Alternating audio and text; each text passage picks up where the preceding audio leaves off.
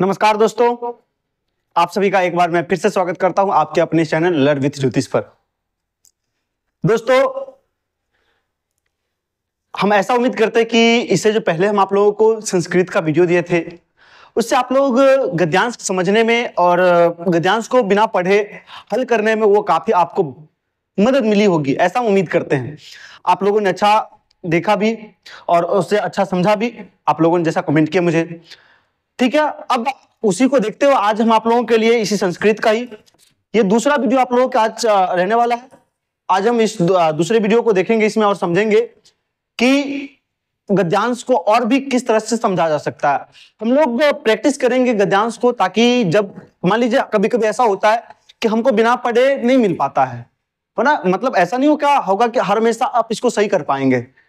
कभी कभी आपको समझना भी पड़ेगा, तो उसको समझने के लिए भी एग्जाम को काफी समय है। तो उसी सबको देखते हुए हम लोग रोज प्रैक्टिस करेंगे एक सेट का। प्रत्येक दिन तो हमसे नहीं हो पाता है किसी कारण, बस चूंकि बहुत सारी समस्याएं रहती हैं, ठीक है, जिस कारण मैं आप लोगों को प्रत्येक दिन वीडियो उपलब्ध नहीं करवा पाता हूं। लेकिन हम लोग एक सिलसिले तरीके से जो हम लोग का तरीका चलेगा, आप लोग को लगभग हम कोशिश अपना पूरा करेंगे कि अधिक से अधिक प्रैक्टिस करवाने का। ठीक है, इसलिए वीडियो को अंत तक जरूर देखिएगा। अभी तक जो भी लोग चैनल को सब्सक्राइब नहीं किए हैं, चैनल को सब्सक्राइब जरूर कर लीजिएगा। ठीक है, आइए चलते हैं सीधा सीधे अपने गद्यांश की तरफ। हमारा पहला गद्यांश कह रहा है, देखते हैं क्या कह रहा है गद्यांश।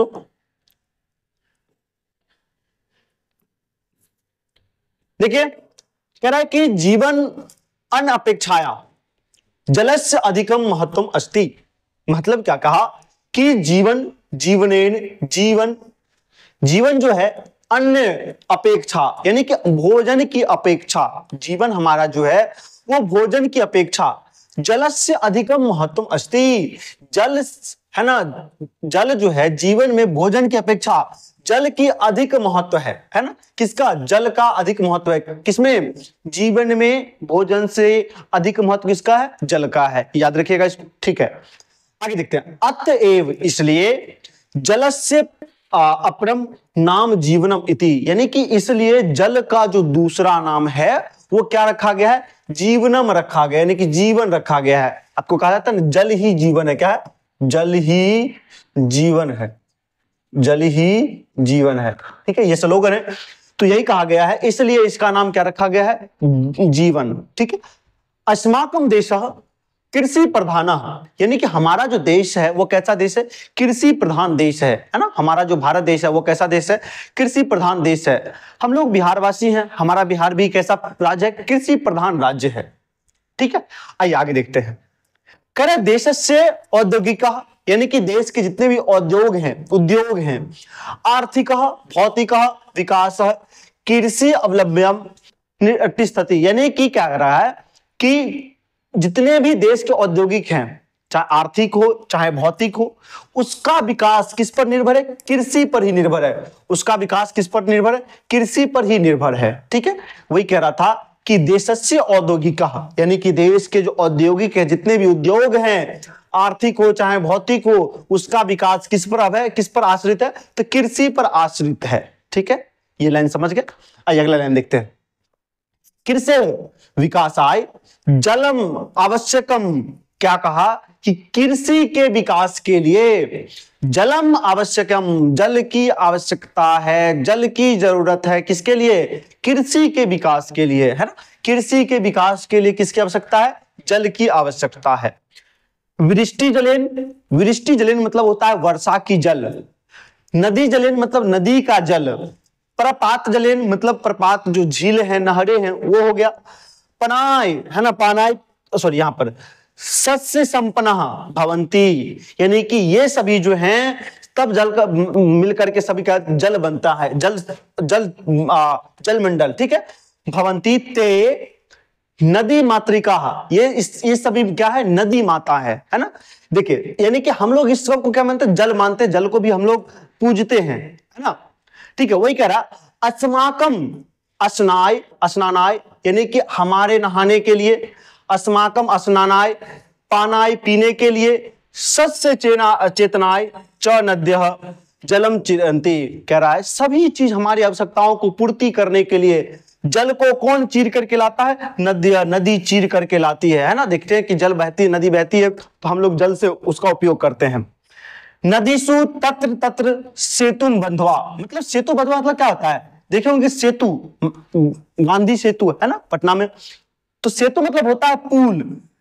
तत्र तत्र नदीसु तत्र तत्र, नदी में यानी कहीं कहीं पर पुल बांधकर जल संचय च कृत्वा, यानी कि जल को क्या कहता है? संचय किया जाता है, एकत्रित किया जाता है। डैम बना करके क्या कहता है? जल को एकत्रित किया जाता है। च कृत्वा जनः कुल्या द्वारा संचित जल सुदूरम नयंती, यानी कि ये जो जल संचित है इसको कुओं के द्वारा हम लोग पीते भी हैं और नदी दूरों तक इसको ले भी जाते हैं, है ना। नहरों के द्वारा क्या करते हैं? इसको सुदूरम नयंती, यानी कि दूर तक इसको ले जाते हैं, ठीक है ना। किसके द्वारा? नहरों के द्वारा हम लोग इसको, नदियों के द्वारा इसको दूर तक ले भी जाते हैं, ठीक है। ये आपको जो ये स्लाइड था, ये आपको इसका आंसर आपको समझ में आ गया, सॉरी इसका जो हिंदी था ये समझ में आपको आ गया होगा, ठीक है, हम ऐसा उम्मीद करते हैं। आइए देखते आगे।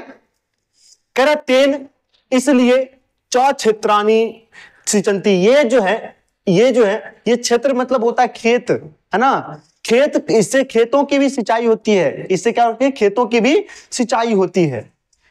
काले वर्षतु पर्णजया पृथ्वी सस्य सालिनी इति प्रार्थना जलस्य महत्वम सूच्यति, यानी कि हमारी प्रार्थना यही है कि समय से वर्षा हो जाए, समय से क्या हो जाए?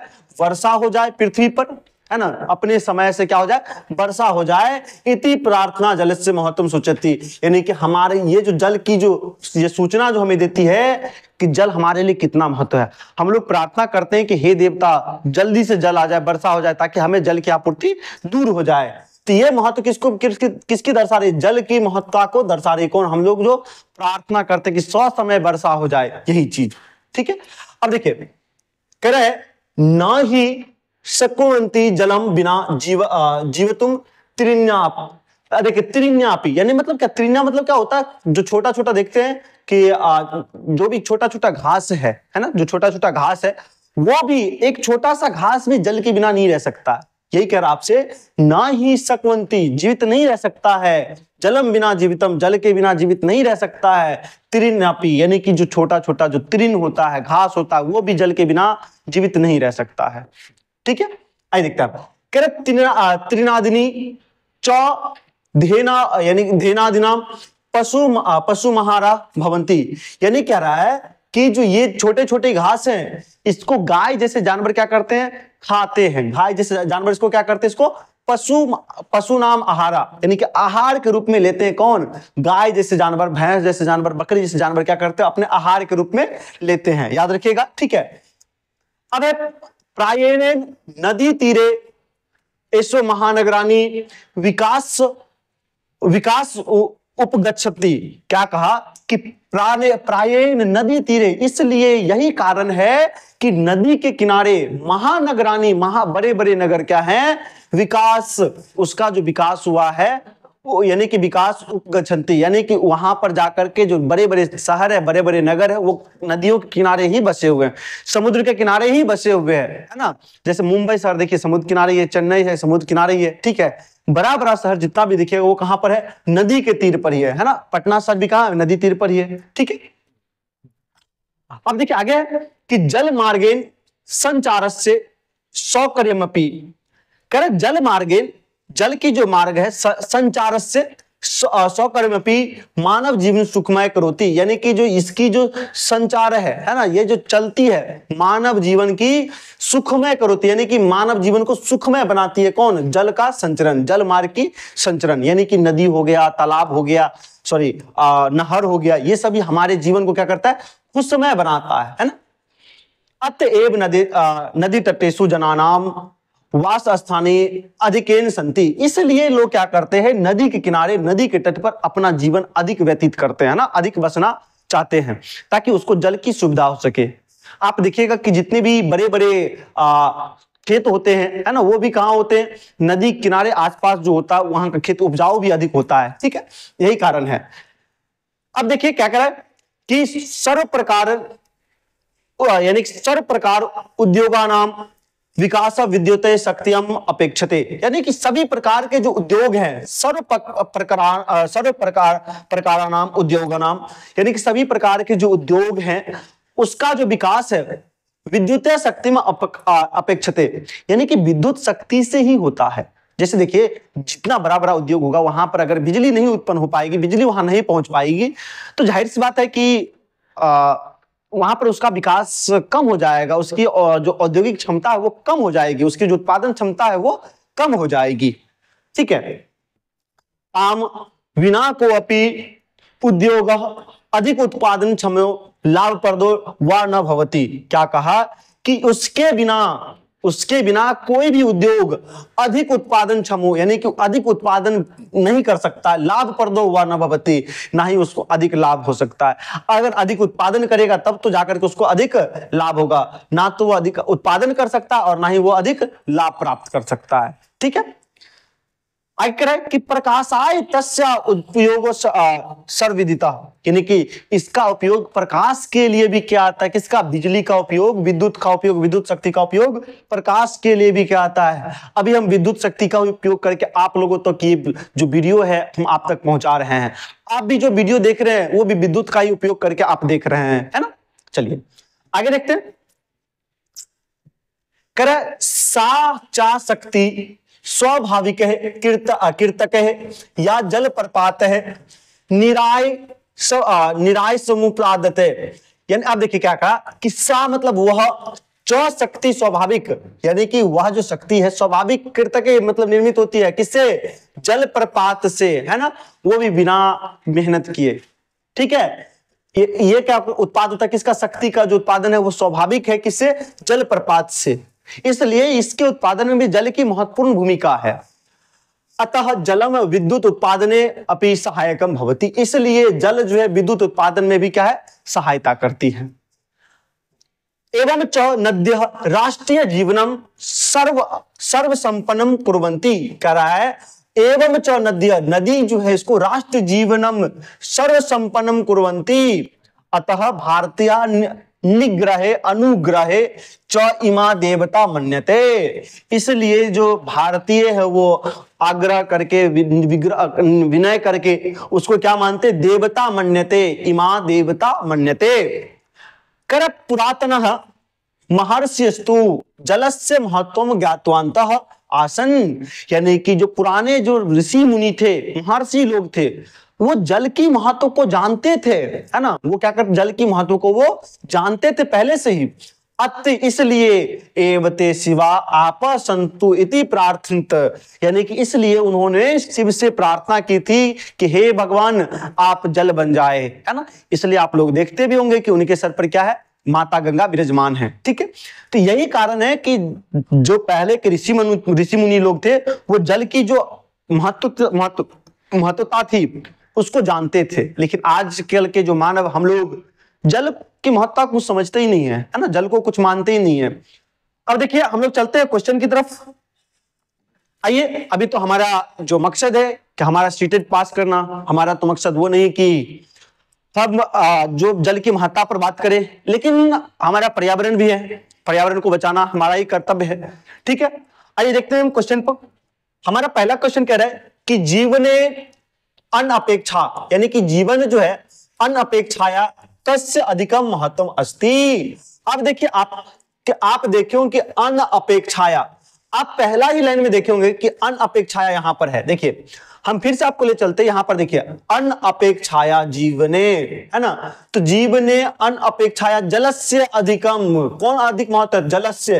देखिए क्या ऑप्शन में जलस्य है, देखिए तो ऑप्शन में जलस्य है, देखिए ऑप्शन में क्या है, जलस्य, तो इसका आंसर क्या हो जाएगा, जलस्य हो जाएगा।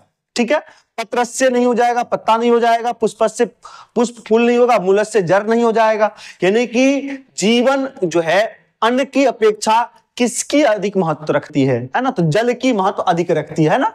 ठीक है, चलिए उम्मीद करते हैं कि क्वेश्चन आपको समझ में आ गया होगा। पहले तो गद्यांश आप अच्छा समझ लिए होंगे तो क्वेश्चन आराम से बन जाएगा, नहीं बनेगा फिर भी कोई दिक्कत नहीं है, आप एक वर्ड खोजिए इसमें। हमने इसमें वर्ड खोजा कि अनपेक्षाया अधिक महत्व अस्ति, देखिए ये सारा का सारा लाइन मिल गया तो वहां पर हमको, है ना, तो 1 नंबर मेरा कंफर्म हो गया। ठीक है, चलिए अगले क्वेश्चन पर चलते हैं हम। अब देखिए जलस्य अपरम नामम, यानी कि अपरम नाम किम, यानी कि जल का जो दूसरा नाम है वो क्या है।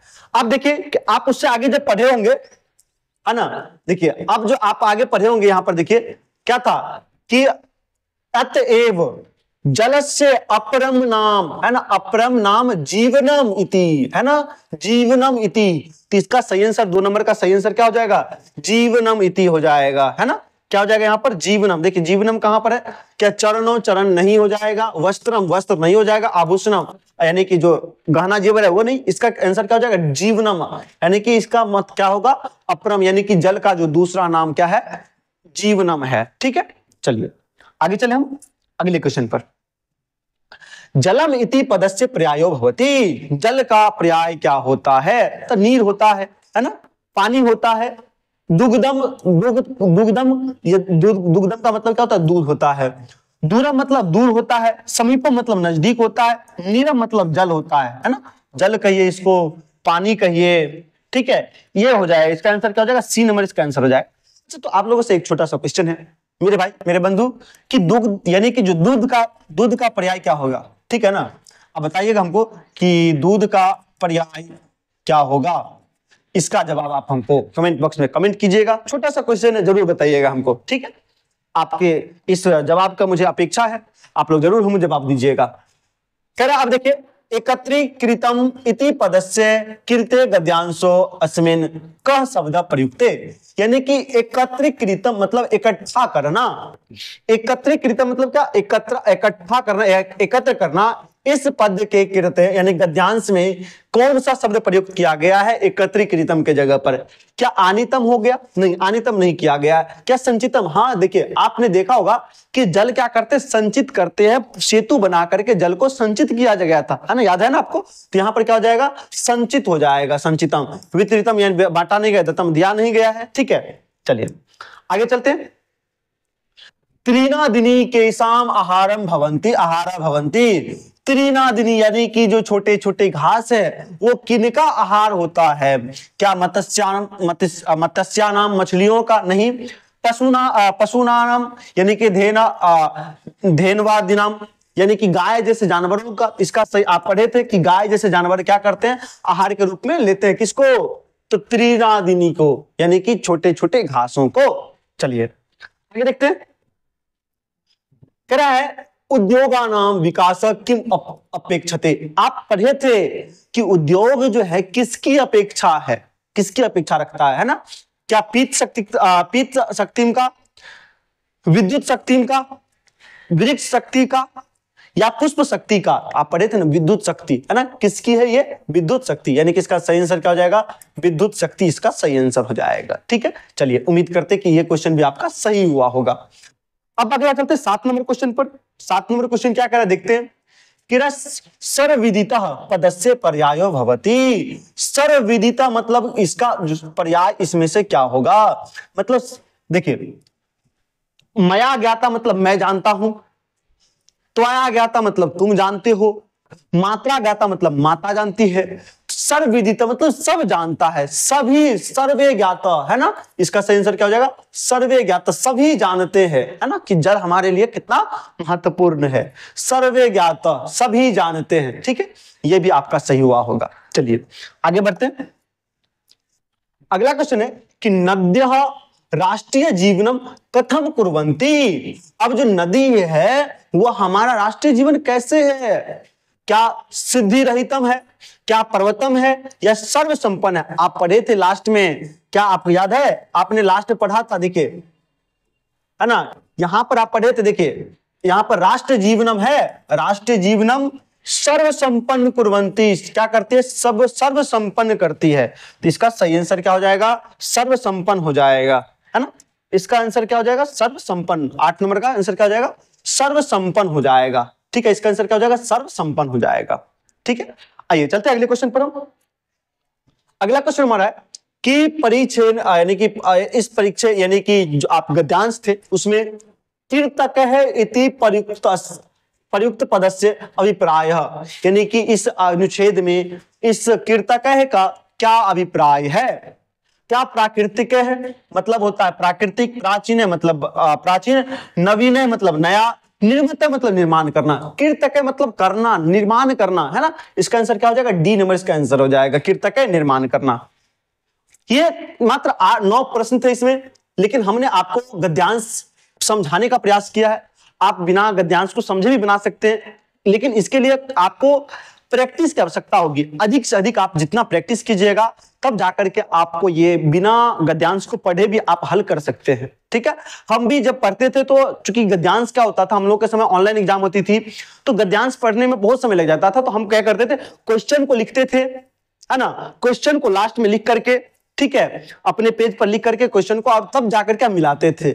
आप लोगों के पास तो आपके पास क्वेश्चन रहता है, तो आप पहले क्वेश्चन पढ़िए, तब जाकर के इसको गद्यांश पढ़िए, आपका अधिक से अधिक सही होगा। ठीक है, हम उम्मीद करते हैं कि सारा चीज आपको अभी तक समझ में आ गया होगा। हम लोग अगले टॉपिक के साथ फिर मिलते हैं नेक्स्ट वीडियो में। तब तक के लिए धन्यवाद।